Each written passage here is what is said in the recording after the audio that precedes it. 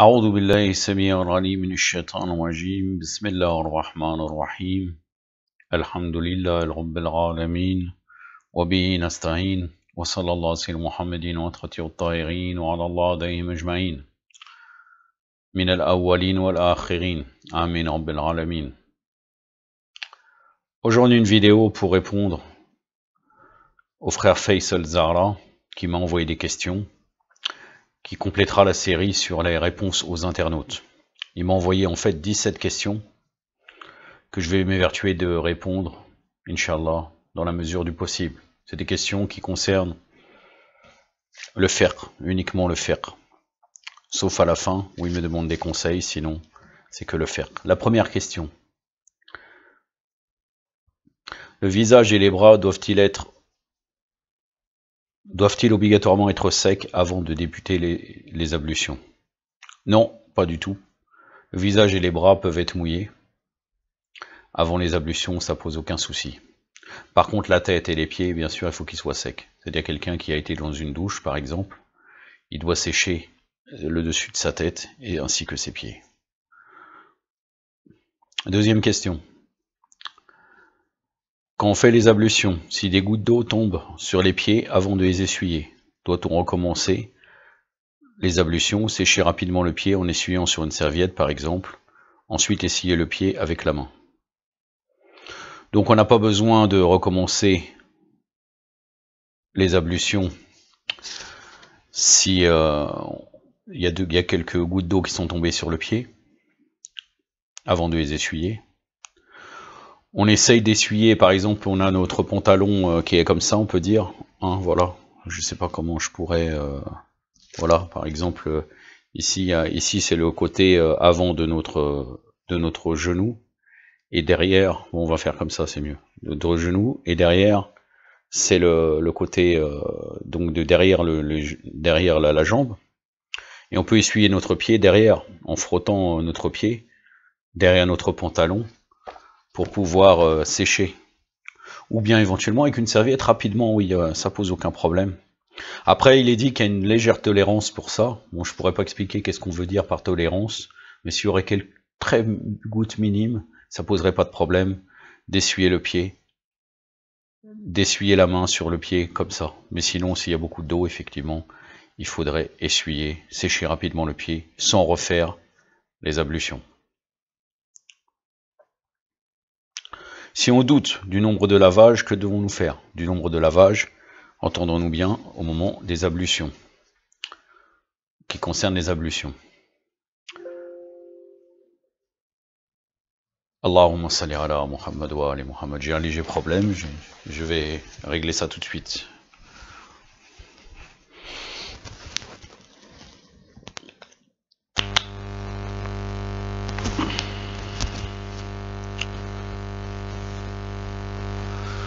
En fait, j'ai eu un petit problème de batterie. Mais Inch'Allah, je me suis branché tout de suite, c'est réglé. Allahumma salli ala Muhammad wa ali Muhammad wa lajjal farajahum wa la adahum. Donc si on doute, c'est la troisième question. Si on doute du nombre de lavages, que devons-nous faire? Donc je l'ai contacté pour cela, pour savoir ce qu'il veut dire, à quel moment c'est, parce que ça change le jugement. Il m'a dit c'est après le lavage. Donc par exemple, on est en train de se laver le visage, on a terminé de laver le visage, on est en train de laver les bras, et là on doute sur le nombre de lavages qu'on a fait sur le visage. On doit ignorer ce doute, cher frère, on doit l'ignorer. Puisque tu as passé une étape des ablutions, t'es plus dans le même... t'es plus dans le lavage de la tête, pareil. Donc là, t'es déjà dans les bras, donc tu dois ignorer ce doute. C'est comme quand on doute du nombre de rakas. Après la prière, on doit ignorer ce doute. Quatrième question, si dans les ablutions on lave une fois le bras droit et 2 fois le bras gauche, cela est-il valide? Oui, cela est valide. C'est valide, oui. Mais personnellement, je voudrais te préciser quelque chose. J'ai jamais trouvé que dans les hadiths que il y avait 2 lavages. 2 lavages de visage, 2 lavages de bras. Il y a un hadith de Amir al-Mu'minin qui explique les ablutions, c'est qu'une fois. Je n'ai pas dit que c'est faux, puisque les fatwas des ulama valident le fait de faire 2 fois, recommandé, mais j'ai trouvé qu'une fois pour l'instant.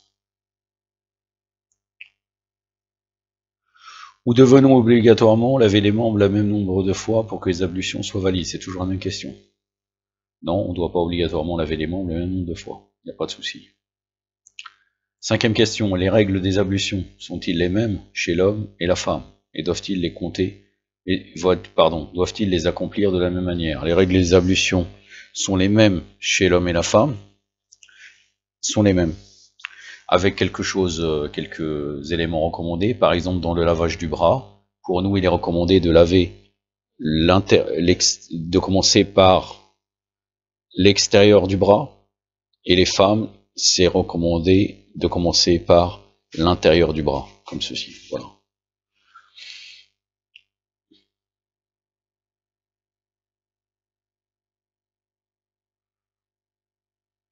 Sixième question, faire ses ablutions avec de l'eau provenant des mukhalifin ou nawasib est-elle valide ou évitée? Oui, l'eau des mukhalifin, ça dépend. Tout dépend. Et non, l'eau des mukhalifin, il n'y a aucun souci, pardon.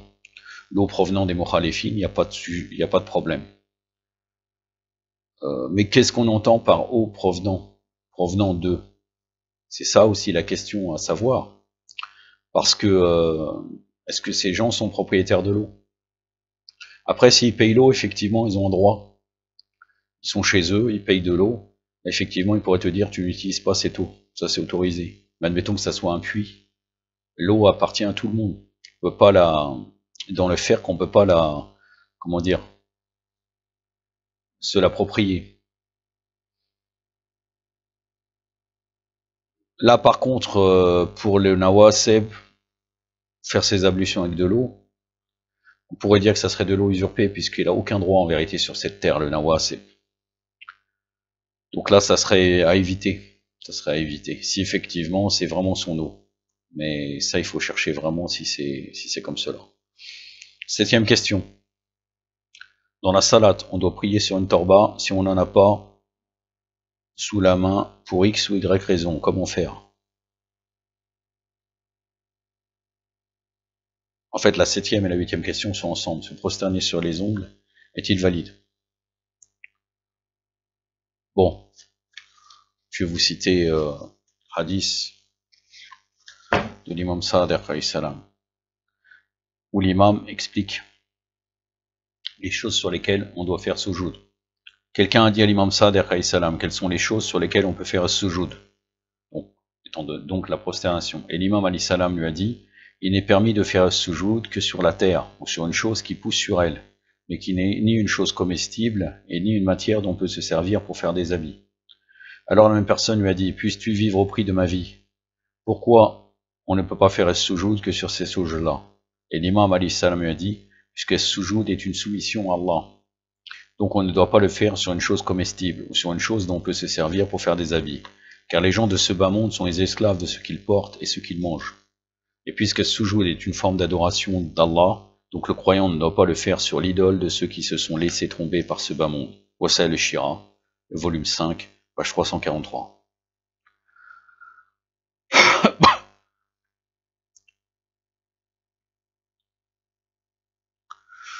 Quelqu'un a dit à l'imam Sadiq alayhi salam, si quelqu'un ne peut pas supporter la chaleur du sol, pourra-t-il faire un soujoud sur un vêtement fait avec du lin et du coton? Donc là on pourrait déduire, et c'est connu, donc les mouchoirs, on peut faire soujoud sur un mouchoir de papier. Et l'imam lui a dit, s'il est contraint de faire un soujoud sur un vêtement pareil, qu'il le fasse.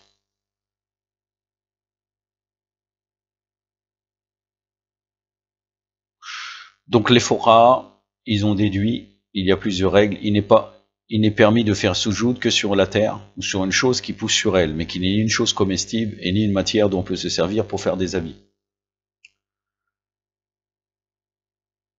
Si une chose sur laquelle on peut faire un soujoud se transforme en une chose sur laquelle on ne peut pas le faire, comme la cendre, le gypse, le verre, on ne devra pas faire un soujoud dessus. Il n'est pas permis de faire un soujoud sur un métal, car les métaux ne sont pas considérés comme une terre, et cela à cause de leur rareté. Il n'est pas permis de faire un soujoud sur une chose impure, même si elle n'est pas humide. Ça concerne le soujoud, hein, c'est pas les autres endroits. Il n'est pas permis de faire un soujoud sur une chose usurpée. Il est permis de faire un soujoud sur une feuille de papier. En effet, quelqu'un a demandé à l'imam Sa'd alayhi salam si on peut faire un soujoud sur un papier, l'imam lui a dit il est permis de le faire. Wasail al-Shira, volume 5, page 336. À ce propos, Shaykh Sani, dans son livre, dans son commentaire de l'Umma Dimashqiyya, il a dit il est permis de faire un soujoud sur un papier, même s'il est fait avec des choses sur lesquelles on ne peut pas le faire, comme le corimbe, le coton, le lin. La preuve pour cela est la ijma et un hadith authentique.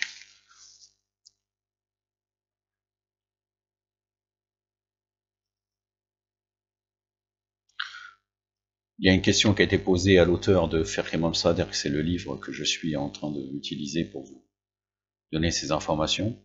Peut-on faire un soujoud sur une chose qui a été faite avec de la terre cuite? Il répond, il n'y a aucun hadith à ce propos, mais l'auteur de l'ouvrage intitulé Miftah al-Karama a cité dans ce même ouvrage les noms de plusieurs jurisconsultes qui ont dit qu'il est permis de faire un soujoud sur une telle chose. Certains ont même dit, nous n'avons trouvé aucun avis différent de celui-ci.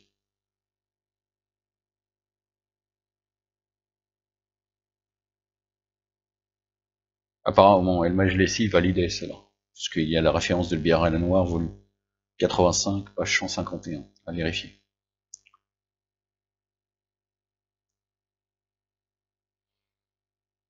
Voilà, donc là, dans la salade, on doit prier sur une torba si on n'en a pas sous la main, pour X ou Y raison. Comment faire? Donc là, je t'ai donné les différentes parties de choses qu'on peut faire la prière dessus. Par exemple, tu peux prendre une pierre, tu peux prendre une feuille même une feuille d'un arbre pour faire soujoud, il n'y a pas de souci. L'essentiel qu'elle soit pas comestible. Et on peut donner un autre pour X ou Y raison, on peut dire par exemple que tu perds la chose sur laquelle tu devais faire soujoud. Qu'est-ce que tu dois faire? Et là, ça va répondre à éventuellement si c'est permis de faire la prière, de se prosterner sur les ongles.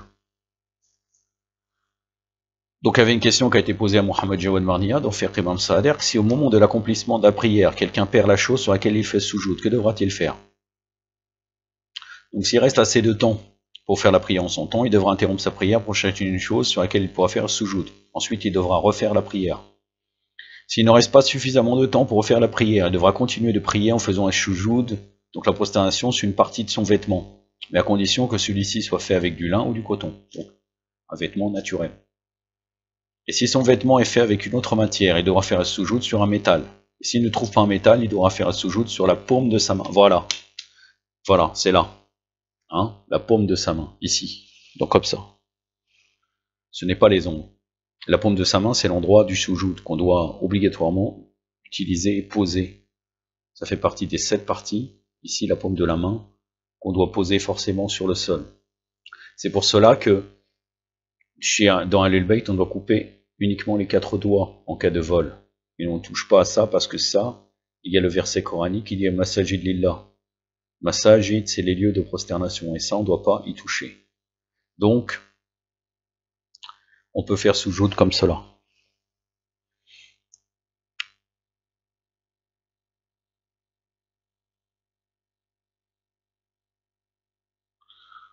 La preuve, comme quoi on peut faire sur la paume de sa main, c'est un hadith de l'imam Sa'd alayhi salam. En effet, quelqu'un lui a dit, si pendant un voyage, je n'arrive pas à faire soujoud sur la terre parce qu'elle est embrasée par la chaleur, elle est très très chaude, bouillante, ça va brûler, que devrais-je faire? Et l'imam lui a dit, tu pourras faire un soujoud sur une partie de ton vêtement. Alors une personne lui a dit, et si mon vêtement n'est pas assez long pour que je puisse faire un soujoud dessus, que devrais-je faire? Et l'imam lui a dit, fais-le sur la paume de ta main, car elle est une des parties concernées par le soujoud. Wasail al-Shira, le volume 5, page 351. Je sais que tu es arabophone, Faisal, donc tu peux revenir à Wasail al-Shira. En l'occurrence, c'est apparemment, disons,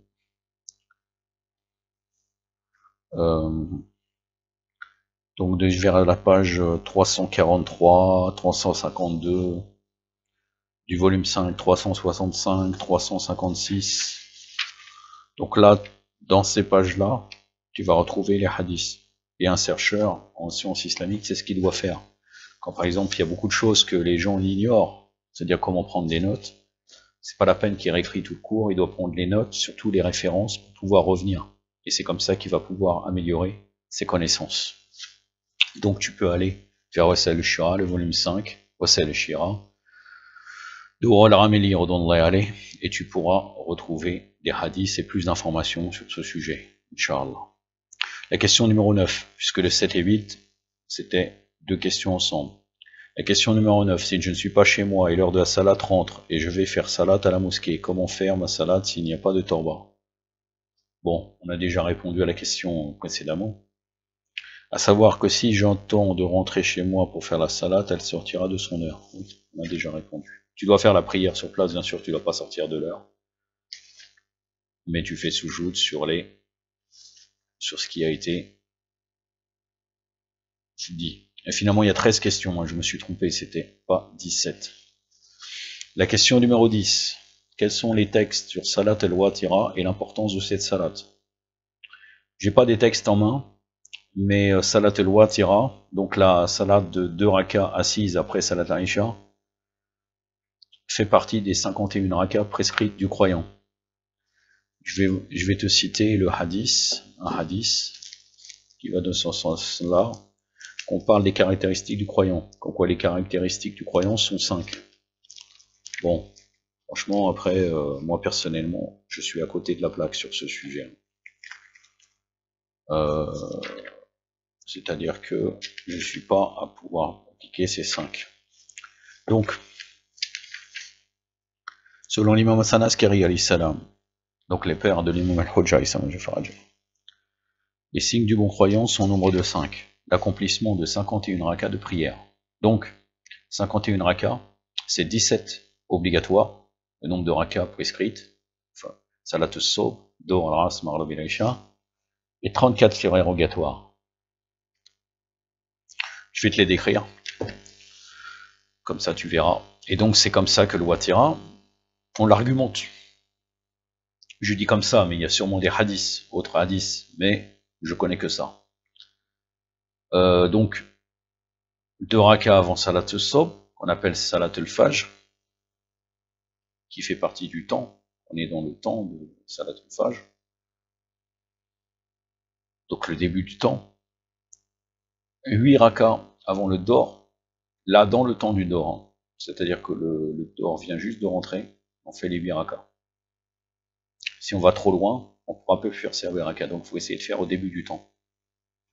8 rakas avant l'As, donc tout de suite après avoir fait le Dhuhr, puisque c'est bien de regrouper les salats, et d'ailleurs dans Surat al-Isra, tu trouveras 3 temps de prière, non pas 5, 5 prières mais 3 temps. Bon, bien sûr il y a un intervalle, mais à un moment donné, les nafilas on ne peut plus les faire. Donc, tout de suite après avoir fait ton Dhuhr, tu fais le 8 rakas de l'As, et après tu fais l'As. Il n'y a pas un temps prescrit en vérité dans l'As, c'est totalement aberrant d'attendre 3 heures, 4 heures après le Dhuhr. C'est juste un intervalle qu'il y a entre le Dhuhr et le temps de faire 4 minutes, pardon, le temps de faire 4 rakas de l'As avant le Maghrib. C'est ça. Et là on dit que c'est le temps spécifique de l'As, ça ne veut pas dire que c'est le temps recommandé. Ce temps-là, ça veut dire qu'à ce moment-là, si on arrive proche du Maghrib, on n'a prié ni le Dhuhr ni l'As, on doit faire que l'As.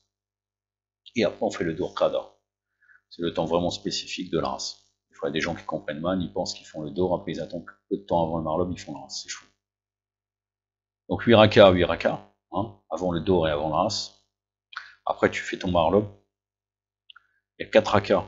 2 rakas, bien sûr, c'est par unité de 2. Hein. Tout ça, les nafilas sont par unité de 2. 2 rakas après le Maghrib.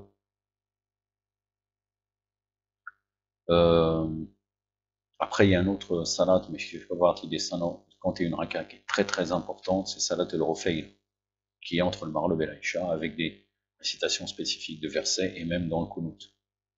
C'est une très très grande valeur, cette salat, près de Al-Bayt. Après l'Aïcha, il y a 2 rakas, et après tu attends le milieu de la nuit, c'est le début du temps, salat al-Layl. Donc là, c'est 8 rakas, plus Shafa et Witr, et tu arrives à 34 surérogatoire, et là, il y a 51 rakas. Pour le tabarok, et comme nous sommes arrivés bientôt vers le ziyarat de Arba'in, donc je vous cite les 5 autres, les 4 autres. Donc la première, c'est l'accomplissement de 51 rakas, les caractéristiques, les signes du bon croyant. Du bon croyant. Ouais, donc c'est pas les signes du croyant. Ça veut pas dire qu'on peut pas être croyant, mais c'est les signes du bon croyant, ce qui montre qu'on est un bon croyant à travers ces pratiques-là. La visite pieuse du tombeau de l'imam al-Hussein le jour du 40e. Ziyarat al-Arba'in, là, la visite pieuse du tombeau, donc là c'est le qabr, c'est d'aller sur place. Après dans le hadith, c'est marqué Ziyarat al-Arba'in. Mais là, c'est spécifique surtout au qabr, même si on peut faire le ziyara à distance. Le port d'une bague à la main droite, le frottement du front sur le sol lors de la prosternation. C'est pas vraiment entre prosternation, là c'est la traduction qu'ils ont marqué ça. C'est qu'après la salade, on frotte, on met le côté droit sur le soujoud, là, sur l'endroit du soujoud, et le côté gauche. Avec certaines récitations spécifiques qu'on peut faire. C'est cela. Par exemple, il est connu comme Malik al-Ashtar. Il faisait cela, il avait après plein de terre sur lui, quand il faisait cela. Allez. Le fameux compagnon d'Amir al-Mu'minin. La prononciation à haute voix du Bismillah. Ça rejoint ta question, frère Faisal, que tu as posée sur le groupe Ansar Zara, sur le groupe WhatsApp. Donc là, on voit c'est une valeur du croyant. Donc en fin de compte, même en admettant que les jurisconsultes auraient dit que c'est uniquement recommandé dans Dor al-Ras et dans toutes les salates, même si bon, en voix haute, aucune raison de ne pas le dire, ce n'est que recommandé. Vraiment, c'est quelque chose qui est habituel et faisable. Tout le monde dit le Bismillah à voix haute dans le Dor al-Ras. C'est comme par exemple le Nafila du Fajr. Le Fena de Salat al-Sawb, tu sais très bien que même les Mukhalifin le font, c'est devenu tellement courant, pratiquement on pourrait dire c'est vraiment comme une obligation à force de le pratiquer. C'est quelque chose vraiment de très courant. Je connais personne, moi pratiquement, même dans les Mukhalifin, qui ne font pas le Nafila d'avant Salat al-Fajr. C'est comme le Qunut. Le Qunut, on pourrait dire c'est pratiquement une obligation en vérité, même si c'est pas une obligation. Vraiment, la spécificité des chiites, c'est le Qunut dans le Salat. J'en ai terminé avec ce riwaya, ce hadith, pardon.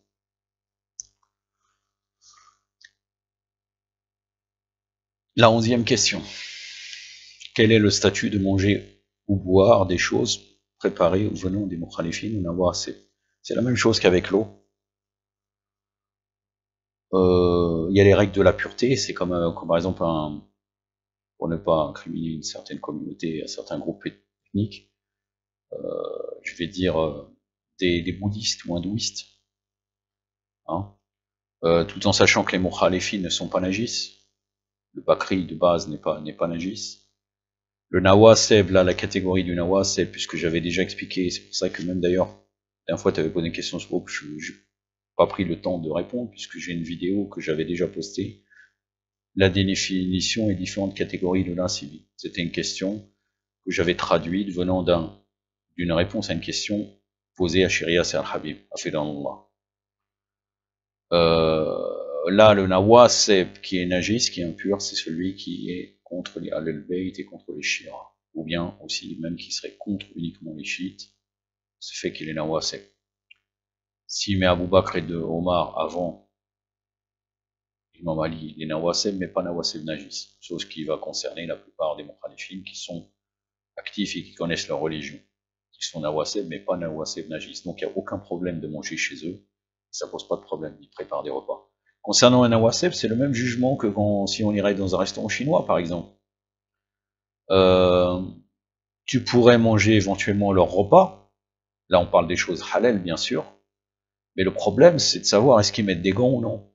Est-ce que, par exemple, quand il va toucher, parce que dans ce cas, il transmet une impureté. S'il a les mains mouillées, si c'est humide, la chose qui va toucher, il est impur, donc tu peux pas le manger. Voilà, c'est ça la réponse. La viande égorgée par un mukhalifin ou nawaseb est illicite à la consommation. Pour le mukhalifin, c'est licite. Pour le nawaseb qui égorge, c'est illicite. Quel conseil donnerais-tu aux nouveaux chiites? Et là, je lui ai demandé si c'est rafidi. Bon, c'est la 13e question. Concernant les nouveaux chiites qui viennent de rentrer, je te dirais que, en fait, dans chaque religion, et on pourrait dire que de toute façon, c'est pas la même religion que les Bakri, on pourrait le voir dans la conception d'Allah Azzawajal qu'ils ont, ou bien la conception du prophète, c'est pas du tout le même, en vérité, c'est pas du tout la même chose. Une religion se distingue en trois. S'il manque une chose dans cela, ce n'est pas une religion. Et toutes les religions, même celles qu'on dirait des Halal Kitab, sont comme cela. Il y a une croyance, il y a un comportement à avoir, il y a une pratique religieuse. Donc tu retrouves dans trois matières. La croyance, c'est aqaid, c'est les croyances, l'éthique et le fiqh, la jurisprudence. Donc il faudrait lire ce type de livre en priorité. Bien s'imprégner de la croyance, c'est ce qui va permettre de valider nos actions même dans le fiqh et d'apprendre les sujets de l'éthique. C'est mes conseils pour les nouveaux chiites. Ils doivent privilégier cela en priorité. Concernant les rafidis, je sais que tu vis en région parisienne, donc je vais, de toute façon, tous ces conseils-là, le conseil concernant les rafidis, on pourrait dire ça concerne la France. Les autres pays, il y a des circonstances différentes, malgré qu'on pourrait dire l'Europe. En Europe, on a une relative liberté d'expression. Je ne connais pas, par exemple, que dans une mosquée, si on prierait avec une torba, on va se faire frapper, on va avoir des grands problèmes. Moi-même, ça m'est arrivé même à Barbès d'aller dans une mosquée. Salafiste, j'ai jamais eu de problème. C'est-à-dire que je prie avec la torba, c'est comme s'ils ne me voyaient pas. Et je ne fais pas taqiyya. Parce que le taqiyya est vraiment dans une circonstance. Concernant les rafidis, ça a été la pierre de touche des rafidis. À travers les différents principaux intervenants rafidis, c'est de faire taqiyya uniquement en situation vraiment de danger réel. C'est pas voilà, il va nous insulter, je me sens pas à l'aise et tout. Si tu te sens pas à l'aise, mon frère, il faut pas aller dans ces mosquées-là. Maintenant, quand on n'a pas le choix, on y va. Si tu vois qu'éventuellement tu peux pas prier avec une torba, pris sur un papier, mais pourquoi cacher sa religion? Au contraire, pour pouvoir parler avec les gens, il faut parler. Il faut qu'on prie comme ça sans faire taqiyya. Vous êtes chiite? Oui, je suis chiite. Maintenant, on n'est pas obligé de parler de leurs idoles. Maintenant, si quelqu'un pose une question, on peut lui arrondir les angles en disant voilà, qu'est-ce que tu penses sur Abu Bakr? On va lui dire c'est un ennemi d'Allah, avec des arguments. On va pas être dans le tout de suite l'insulte, même si c'est autorisé. Mais sincèrement, les mukhalifines préfèrent les chiites qui parlent directement. D'ailleurs, même si on voit dans les grosses têtes des salafistes, ils disent nous on préfère quelqu'un comme lui, comme Yasser Habib qui dit clairement les choses, que quelqu'un comme Fadullah qui joue un double jeu. Fadullah qui est maintenant décédé. Inch'Allah, il soit fi Jahannam, Inch'Allah. Ce dévié total. Qui en vérité était un Bakri, c'est-à-dire chiite avec un habit chiite, mais un Bakri dans tout, dans sa pensée, dans ses croyances. Chacun peut lire ses fatwas et sa croyance. Donc, de ne pas craindre. Ça, c'est une chose importante. Il n'y a eu qu'un seul endroit pour une anecdote que j'ai eu un problème, c'est uniquement une fois chez les Arbaches. Ils surveillent, ils l'ont vu avec la torba, qu'est-ce que c'est que ça? Et du coup, il n'a pas pris avec ça. Je lui ai dit, moi, je prie comme ça, c'est tout. Je fais ce que je veux. Et après, il m'a dit, bon, vous sortez, je suis sorti. Je lui ai donné quelques arguments. Il m'a dit, ah, ça va, vous connaissez, vous. Et puis après, je suis sorti. Sinon, j'ai pas de raison de cacher ma croyance. Après, ils vont rentrer dans la théorie de faire l'unité, donc on prie pas sur une torba. J'aimerais bien savoir comment faire l'unité si on connaît pas qu'on est chiite. C'est quand même idiot. C'est-à-dire, normalement, c'est l'inverse. Moi, par exemple, j'ai rencontré une fois un Shir Bakri libanais. Il disait, je fais l'unité, donc par respect, quand il y a un groupe chiite, il prie avec une torba. Bon, nous, on peut pas faire ça. Parce que l'unité, on va prier sans la torba. Non. Je suis chiite. On va faire soi-disant une unité qui n'existe pas en vérité. Unité politique, c'est peut-être possible. Mais une unité religieuse, c'est pas possible. On ne pourra jamais négocier notre religion. Donc, on peut se respecter entre eux. Je suis pas obligé d'agresser un Bakri, personnellement. Après, leurs savants, c'est autre chose. Si on doit les confronter, ça c'est autre chose. Mais un Bakri, je suis pas obligé de l'agresser, je peux le respecter, j'ai pas de problème. Mais en soi, j'ai pas de raison de cacher ma croyance, de faire soujoud sur quelque chose qui, sur un tapis ou autre. Non, non, ça c'est pas quelque chose de valable normalement, si on se dit raffiné. Il y a autre chose d'important. Sayyid Mujtaba Shirazi, Hafidhahullah, disait que fréquenter les centres Bakri et Batri fait perdre la foi. Pourquoi? Parce que si on va chez les batteries, par exemple, on est toujours dans une concession, on peut pas dire ce qu'on pense, et on est confronté à certains blasphèmes qu'ils peuvent dire, et on dit rien du tout. C'est un grand problème. Et on a le problème avec des gens qui, par exemple, pendant un Ashura cette année, j'ai dit, vous allez où? Ils m'ont dit, on va à tel endroit. C'est pas la peine de citer les noms, ça sert strictement à rien. Alors qu'ils avaient un choix, bon là je cite, ils avaient un choix, il y avait un majlis de frères irakiens, à Bobigny précisément, où là vraiment, il n'y a aucun problème. Même si on maudit les ennemis, il n'y a pas de souci dans l'ambiance. Le shir ne parle pas de ça, c'est un shir qui était lié à Sayyid Sistani. Le Sayyid Sistani, normalement, les gens de Sayyid Sistani ici, ils sont pas déviés, ils sont bara, ils font le bara, pas d'une manière sur le minbar, mais ils n'ont pas de problème avec ça. Et au lieu d'aller là, on choisit autre. On choisit un autre endroit, et c'est pas un endroit neutre. Par exemple, il y a des endroits où on pourrait dire qu'ils sont batteries, ils ne vont pas critiquer, ils vont me dire c'est pas autorisé, mais ils ne font pas de propagande. C'est-à-dire on vient, on parlait sur l'imam Hossein alayhi salam, et c'est terminé. C'est-à-dire il n'y a pas de propagande d'empêcher les gens de penser ce qu'ils veulent, etc. Entre autres, quand je vois certains frères, et certains connaissent cette anecdote-là, qui s'est dû se passer il y a 4-5 ans, j'étais présent à cet endroit-là. Je suis venu, il y avait Majlis Haza, donc pour l'imam Hossein, c'est un endroit où je vais très peu, en vérité, depuis qu'ils ont créé leur centre, ça doit faire 10 fois, j'ai dû venir là-bas. Et en fait, le cher était en train de parler de Imam Ali, alayhi salam. Et même moi, à ce moment-là, par Allah, j'étais pas présent. C'est-à-dire, j'ai entendu juste la fin quand je suis revenu. Je me suis absenté aux toilettes. Et en fait, ils m'ont expliqué, les frères. C'est-à-dire qu'en fait, il a ouvert la porte en disant, donc il citait l'imam Ali, il a dit, regardez comment Omar, pour montrer son bas niveau, là il a voulu abaisser Omar, il a dit, regardez son bas niveau, il avait rien compris à la parole de l'imam Ali, alayhi salam, et il disait telle chose qui était déviée. Et là, à ce moment-là, il y a des gens rafidis qui étaient présents dans l'assemblée, ils ont crié, Allahumma an Omar, Allahumma an Omar, je sais pas combien de personnes. Personnellement, je pense 4 ou 5 personnes dans toute l'assemblée, on devait être je pense qu'il y avait à peu près une centaine de personnes dans ce majlis. Et quand je suis revenu, j'ai regardé comme ça, parce que je venais de revenir, j'étais choqué de ce qu'il racontait. Le shir est en train de dire, nous devons suivre la fatwa bon, il l'appelle comme ça, de Sayyid Khamenei. Et donc l'unité, et voilà. Oui, très bien, il n'y a pas de problème. Nous on sait ça, quand on vient dans ce centre, on sait très bien ça. Donc on est là dans l'assemblée. Mais la question à se poser, il y a une certaine ligne. Par exemple, si on va dans tel endroit, il y a une certaine ligne à respecter. Qui ça implique? Est-ce que ça implique le public aussi? Vous voulez faire une dictature et impliquer et mettre tout le monde dans le même paquet, et même le public, vous voulez le contrôler? C'est pas possible. C'est pas possible. Vous contrôlez les responsables qui sont là, c'est-à-dire les responsables de leur association, qu'ils ont une certaine ligne. Celui qui monte sur le minbar, il doit avoir une certaine ligne, ça on comprend. Mais jusqu'au public, vous les contrôlez. Allahu Akbar. Et quand on voit ça, comment des gens qui ont connu ces choses-là, ils viennent, ils continuent. Oh, je vais là.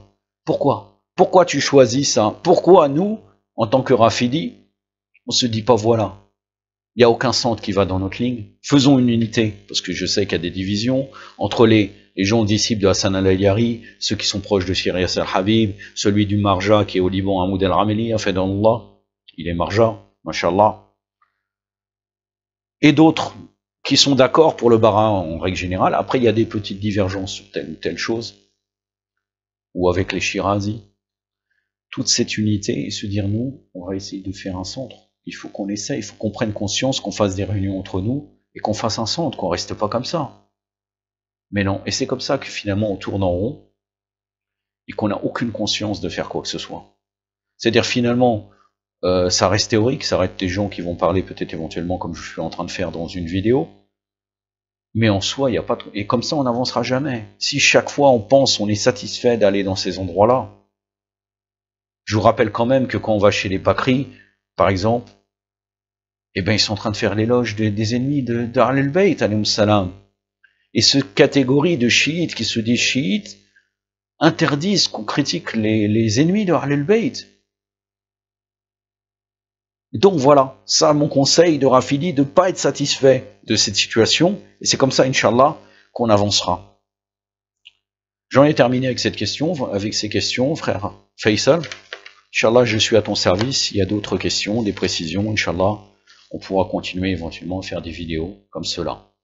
Comme nous sommes pendant la période de Arba'in, bientôt Arba'in, donc, et nous sommes toujours dans la période de deuil de l'imam Hussein, je vais terminer par manifestation de Ziyarat Ashura, pour nous montrer l'importance de réciter Ziyarat Ashura, le 24e récit, précisément.